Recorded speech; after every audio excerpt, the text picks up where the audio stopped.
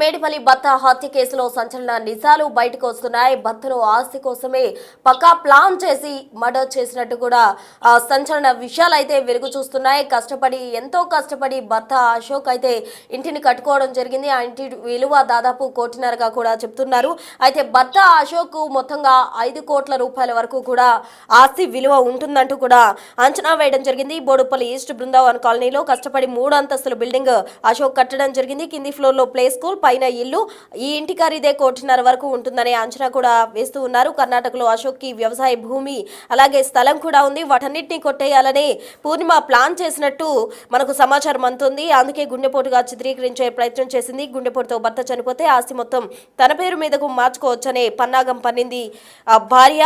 అశోక్ ఒంటిపై గాయాలతో పూర్ణిమ దొరికిపోయిన పరిస్థితి. దీనికి సంబంధించి పూర్తి వివరాలు అందించేందుకు మా ప్రతినిధి సుజాత ఫోన్ లైన్ లో సిద్ధంగా ఉన్నారు. సుజాతను అడిగి మరిన్ని వివరాలు తెలుసుకుందాం. చెప్పండి సుజాత, పూర్ణిమ తన భర్త ఆస్తి కాజేయాలని పక్కా ప్లాన్ ప్రకారమే కూడా ప్లాన్ చేసి ఆమె మర్డర్ చేసిన పరిస్థితి. అయితే భర్త ఆస్తి ఆటోమేటిక్ గా భార్యకి చెందుతుంది. కానీ ఏ ఆలోచనతోటి ఆమె భర్త ఆస్తిని కాజేయాలనుకుంది, ఎందుకు ఆ విధంగా ప్లాన్ చేసి హత్య చేయడం జరిగింది? పూర్ణిమే ప్లాన్ చేసి పక్కా ప్లాన్ ప్రకారమే భర్తను మర్డర్ చేసినట్టు కూడా మనకు సమాచారం అందుంది. ఆ డీటెయిల్స్ ఏంటి? ప్రసూన గత 15 రోజుల క్రితం బోడుపల్ మున్సిపల్ కార్పొరేషన్లోని బృందావన కాలనీలో పూర్ణిమ తన భర్త హార్ట్ అటాక్తో చనిపోయాడు అని చెప్పేసి చిత్రీకరించే ప్రయత్నం చేసింది. 11 రోజుల పాటు ఎవరికి కూడా ఈ విషయం తెలియదు. పోస్టుమార్టం రిపోర్ట్ వచ్చిన అనంతరం తన భర్త ఆ గుండెపోటుతో చనిపోలేదు, చంపేశారు అని చెప్పేసి పోలీసులకు అందినటువంటి సమాచారం ప్రకారం ఇన్వెస్టిగేషన్ చేస్తే తాను పూర్ణిమ మహేష్ అనే వ్యక్తితో గత 6 నెలల నుంచి రిలేషన్ ఉండడం, దాంతో పాటు భర్తకు తెలియడము, వీళ్ళిద్దరి మధ్య గొడవలు జరగడం, ఇది ప్రధాన కారణంగా మొదటి నుంచి చెప్పుకొస్తున్నారు. కానీ నిన్న అక్కడ స్పాట్కి వెళ్ళినప్పుడు ఆ ఇంటిని చూస్తే అశోక్ ఎంతో ఇష్టంగా అశోక్ ఇంటిని 3 ఫ్లోర్ల నిర్మాణం చేసుకున్నాడు. తను ఒక ల్యాండ్ కొనుక్కొని కష్టపడి ఆ తర్వాత పైసా కూడబెట్టి ఆ ఇంటిని తన పిల్లవాడి కోసము కట్టాను.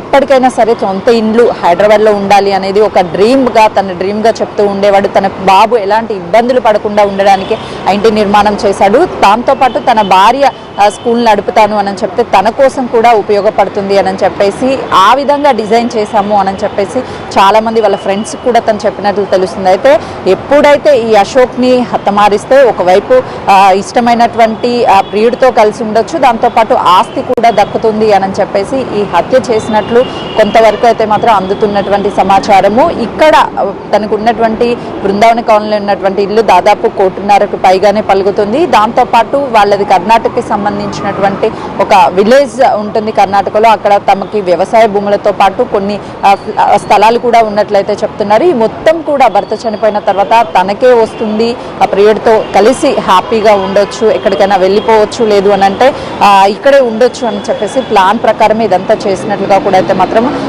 తెలుస్తుంది. ఎందుకనంటే ఎవరైతే మహేష్ పూర్ణిమ ప్రియుడు ఉన్నాడో ముందుగానే పూర్ణిమ తన కొడుకుని కూడా మహేష్కి పరిచయం చేయడం, మహేష్ బర్త్డే వస్తే గిఫ్ట్లు ఇప్పించడం, లేదంటే మహేష్తో మాట్లాడించడం, ఇవన్నీ కూడా తనకి కనెక్ట్ అయ్యేలాగా చేసింది అని అంటే ప్లాన్ ప్రకారమే భర్తని హతమార్చిన తర్వాత కొడుకుని తీసుకొని మహేష్తో వెళ్ళిపోవాలని చెప్పి పక్కా ప్లాన్ ప్రకారమే ఈ ఆస్తులన్నీ వస్తాయని చెప్పేసి తను హతమార్చినట్లుగా కూడా తెలుస్తుంది. ప్రసన్న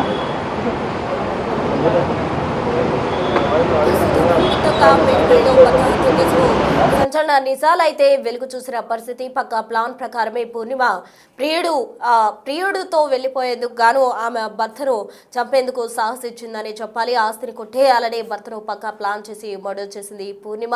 ఈ కేసులో సంచలన విషయాలైతే వెలుగు చూస్తున్నాయి. మరింత లోతుగా అయితే పోలీసులు ఈ కేసుకు సంబంధించి దర్యాప్తు చేస్తూ ఉన్నారు. దీనికి సంబంధించి మా ప్రతినిధి సురేష్ అటు డీసీపీతో కూడా మాట్లాడడం జరిగింది. డీసీపీ నుంచి మరింత సమాచారం మా ప్రతినిధి సురేష్ అందిస్తారు. మేడిపల్లిలో కట్టుకున్న భర్తనే దారుణంగా ప్రియుడితో కలిసి హత్య చేయడం జరిగింది. దీనికి సంబంధించి మొదట అనుమానాస్పద కేసు నమోదు చేసి దర్యాప్తులో భార్యనే హత్య చేసినట్టుగా పోలీసులు గుర్తించారు. ప్రస్తుతం మనతో పాటు మల్కాజ్గిరి డీసీపీ శ్రీధర్ ఉన్నారు. ఒకసారి మాట్లాడదాం. సార్, ఎట్లా భర్తని హత్య చేసింది, కారణం ఏంటి సార్? మాకు December 12th రోజు కంప్లైంట్ పూర్ణిమ అని చెప్పేసి హౌస్ వైఫ్ ప్లే స్కూల్ నడిపిస్తుంది ఇంట్లోనే. ఆవిడ తన భర్త ఇట్లా వాష్రూమ్లో పడి చనిపోయింది అన్న దాని మీద ఒక కంప్లైంట్ ఇచ్చింది. సో ఇనిషియల్గా దాన్ని మనము అన్యాచురల్ డెత్ కింద రిపోర్ట్ చేయడం జరిగింది. ఆమె ఆ డెత్ మీద ఎట్లాంటి సస్పీషియస్ వ్యక్తం చేయలేదు. మేబీ హార్ట్ అటాక్ ఉండొచ్చు అని ఆమె డౌట్ ఎక్స్ప్రెస్ చేసింది. సో దాని మీద మనం పిఎంఈ కండక్ట్ చేయించినప్పుడు పిఎంఈలో డాక్టరు దాని మీద డౌట్ వ్యక్తం చేయడం జరిగింది. ఇది చూస్తే స్ట్రాంగులేషన్ అంటే బలవంతంగా గొంతు పిసికి చంపడం ద్వారా చనిపోయినట్టు కనిపిస్తుందని చెప్పేసి పిఎంఈలో డాక్టర్ ఐడెంటిఫై చేయడం జరిగింది.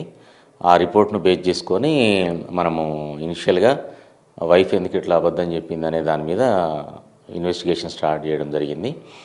మేడిపల్లి ఇన్స్పెక్టర్ అండ్ వాళ్ళ టీము. సో దాంట్లో భాగంగా ఆమె సిడిఆర్ తీసుకొని తర్వాత అదేవిధంగా ఇంటి చుట్టుపక్కల ఉన్న సీసీ ఫుటేజెస్ ఇట్లాంటివి కూడా మనం వెరిఫై చేయడం జరిగింది. తర్వాత కాలనీలో కూడా మనం ఎంక్వైరీ చేసుకున్నప్పుడు ఈమెకు అదే కాలనీలో ఉన్నటువంటి మహేష్ అనే వ్యక్తితోటి ఆయన వాళ్ళ సిస్టర్ వాళ్ళ కూతుర్ని ఈ ప్లే స్కూల్లో జాయిన్ చేయించినప్పుడు వీళ్ళిద్దరికీ పరిచయము. సో తనతోటి లీగల్ ఇంటిమసీ ఉన్నట్టు మనకు అర్థమైంది. సో దాని మీద ఇద్దరిని కూడా కస్టడీలోకి తీసుకొని విచారిస్తే వాళ్ళు చేసిన నేరాన్ని ఒప్పుకున్నారు. సుమారు గత 6-7 నెలలుగా వీళ్ళిద్దరి మధ్య ఈ లీగల్ ఇంటిమసీ ఉండడంతో అది వాళ్ళ హస్బెండ్కు తెలిసింది, డౌట్ వచ్చింది వీళ్ళ మీద. దాని మీద అతడు తరచుగా ప్రశ్నిస్తుండడంతో తనను తప్పించే ఆలోచనతో వీళ్ళిద్దరు కూడా ఈ మర్డర్కు ప్లాన్ చేసి 11వ తారీఖు సాయంత్రం అతను ఆఫీస్ నుంచి వచ్చేసరికే ఈ పూర్ణిమ ఎవరైతే మహేష్ ఉన్నాడో అతని ఇంటికి పిలిపియడము, ఇంట్లోనే అతను ఉండి ఈ డిసీజ్డ్ ఎవరైతే ఉన్నారో రాజేష్ రాగానే తనని గట్టిగా పట్టుకొని గొంతు పిసికి చంపడం జరిగింది. ఈ మర్డర్ కొరకు ఎవరైతే మహేష్ ఉన్నాడో మహేష్ వాళ్ళ ఫ్రెండ్ సాయి కుమార్ అని చెప్పేసి అతని సహాయాన్ని కూడా తీసుకున్నారు. ఆ రోజు అతను కూడా దీంట్లో పార్టిసిపేట్ అయ్యారు. మొత్తం ముగ్గురిని కూడా రిమాండ్ చేయడం జరిగింది. అంటే ఎట్లా ముందు తప్పించుకునే ప్రయత్నం చేసింది సార్? ఆమె ఒక పోస్ట్ మార్టం కూడా వద్దు, మేము అవసరం లేదు, న్యాచురల్గా చనిపోయింది అని చెప్పేసి అన్నారంటే సహజంగా ఇట్లాంటి వాళ్ళు చెప్తారు. బట్ యాజ్ పర్ ప్రొసీజర్ కంపల్సరీగా మనకి అన్యాచురల్ డెత్ ఏది ఉన్నా సరే డెఫినెట్గా పిఎంఈ కండక్ట్ చేయించడం జరుగుతుంది. కాజ్ ఆఫ్ డెత్ తెలుసుకున్న తర్వాతనే అటువంటి కేసులన్నీ కూడా ఫైనల్ చేయడం జరుగుతుంది. సో ఇటువంటి నేరాలకు పాల్పడి తప్పించుకోవచ్చు అనే ఆలోచన చేయడము మూర్ఖత్వం తప్పితే ఇంకోటి కాదు. డెఫినెట్గా ఏ క్రైమ్ చేసినా సరే అది వెనకో ముందో లేట్గానైనా సరే డెఫినెట్గా పోలీసుకు తెలుస్తుంది, చట్టానికి దొరుకుతారు. కాబట్టి ఇటువంటి పనులకు దూరంగా ఉండాలని చెప్పేసి కోరుకుంటున్నాం పోలీస్ తరఫున. ఈ మధ్యకాలంలో చాలా వివాహేతర సంబంధాలే ఎట్లాంటి దారుణాలకు పాల్పడుతుంది. అట్లాంటి వారికి పోలీస్ పరంగా ఎట్లాంటి కౌన్సిలింగ్ ఉంటుంది, ఎట్లాంటి సూచనలు?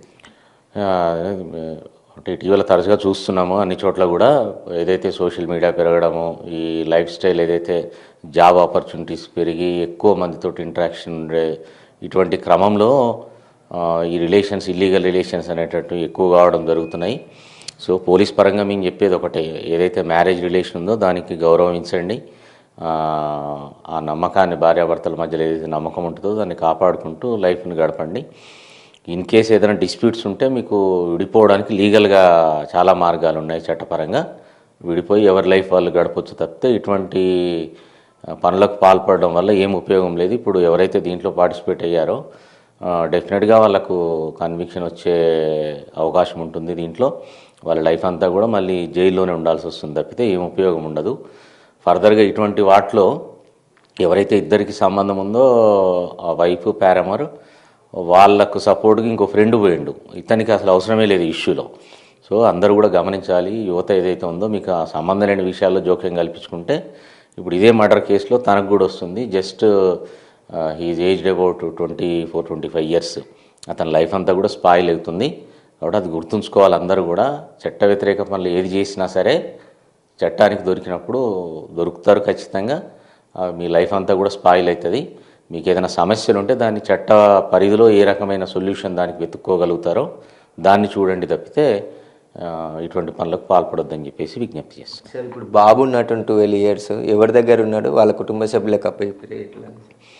ఇప్పుడు ప్రస్తుతానికైతే వాళ్ళ రిసీజ్డ్ వాళ్ళ రిలేటివ్ ఫ్యామిలీ మెంబర్స్ ఉన్నారు, వాళ్ళకే అప్పగించాము. ఇది ఫర్దర్గా అది వాళ్ళ ఫ్యామిలీ మ్యాటరు, దాన్ని వాళ్ళ పెద్ద మనుషులు ఎట్లా కూర్చొని చేసుకుంటారో వాళ్ళ పరంగా దాన్ని మేము సపోర్ట్ చేస్తాము. లీగల్గా మా పరిధిలో ఉన్నంత వరకు కేసుకు సంబంధించిన ఇష్యూనే మాది. అబ్బాయి బాధ్యత అనేటటువంటిది వాళ్ళ బంధువులు చూసుకుంటారు. సార్ ఇది ఫస్ట్ అటైమ్, అంతకుముందు కూడా ప్రయత్నించిరా సార్ మహేష్ని, అశోక్ని ఎట్లా అయినా చంపాలని చెప్పేసి? ఇప్పుడు ఇనిషియల్గా మా ఇన్వెస్టిగేషన్లో అయితే అంతకుముందు ప్రయత్నాల గురించి ఏం తెలియలేదు.